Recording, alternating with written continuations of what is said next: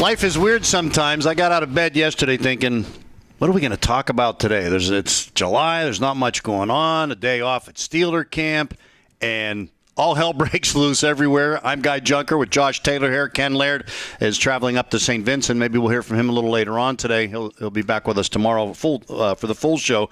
But the Penguins make a couple of deals. The Pirates win a really wild game. And in the NFL, suspension, one lifted, one upheld. Both affect the Steelers, and both have been something that people have been talking about for months. I'm not surprised the Brady suspension was upheld. I'm surprised Le'Veon Bell got a game cut. If you would have told me that 2 suspensions would be dealt with yesterday and that the one that would be reduced was Le'Veon Bell's, I would have laughed at you. I would have thought you were crazy because I figured with Le'Veon Bell, what he did and what the punishment were pretty cut and dry.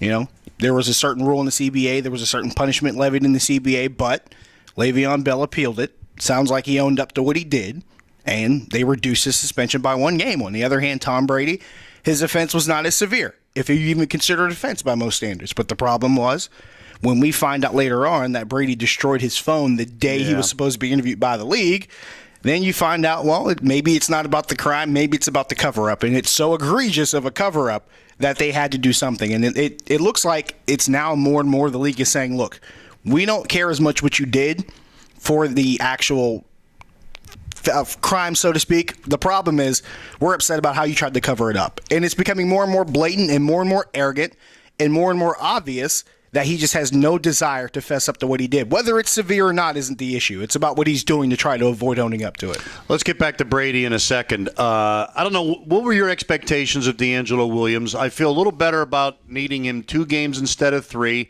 It's been a good back, but, and he played, I think, 6, maybe 7 games last year because of injuries. He's been around a while. Our Joe Starkey asked him about the tread left on his tires the other day, and he got kind of ticked off. So, I've been sharing carries my whole career. I've got plenty of tread left. Well, if you got plenty of tread left, why didn't you play less than half the games last year?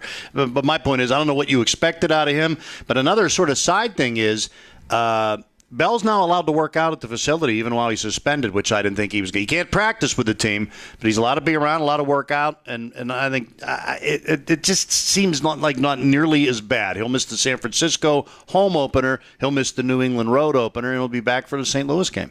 And that's a good thing for the Steelers. I think that gives the very big message out there. If you did something, just own up to it. And the punishment won't be as severe. It's something you learn as a kid.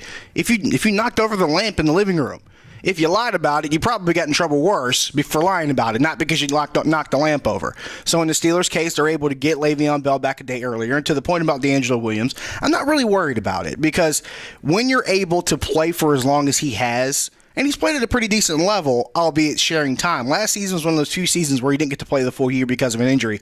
Otherwise, he's played double-digit games or more in each season throughout his career. And he's been pretty productive doing it. People forget. They had 2 1,100-yard backs in Carolina that season with him and Jonathan Stewart. So we know he can play at a pretty decent level. So that I'm not worried about. And the fact that you're going to get Le'Veon Bell back a game earlier, I think it actually spells well for the Steelers offense. But to your point, D'Angelo Williams for 2 games, I don't mind it. I don't mind the thought of him playing 2 games. I think he's capable enough running the football. Where Le'Veon Bell will be missed is in the passing game. Because Williams can run the ball well, we know that. But he's not as voluminous as a receiver as Le'Veon Bell. Le'Veon Bell got targeted 103 times last year. Right. I don't think people realize that. They threw to him 103 times. You're not going to see anything close to that kind of per-game average with D'Angelo Williams. So, obviously, the passing game will be affected, but as far as the running game, I think it'll be just fine. Well, the Brady situation, I think he's going to play in the opener anyway. And I think the NFL is getting exactly what it really wants, if truth be told. They look like Roger Goodell stood up to him. We're not taking back any of the suspension, nor should they.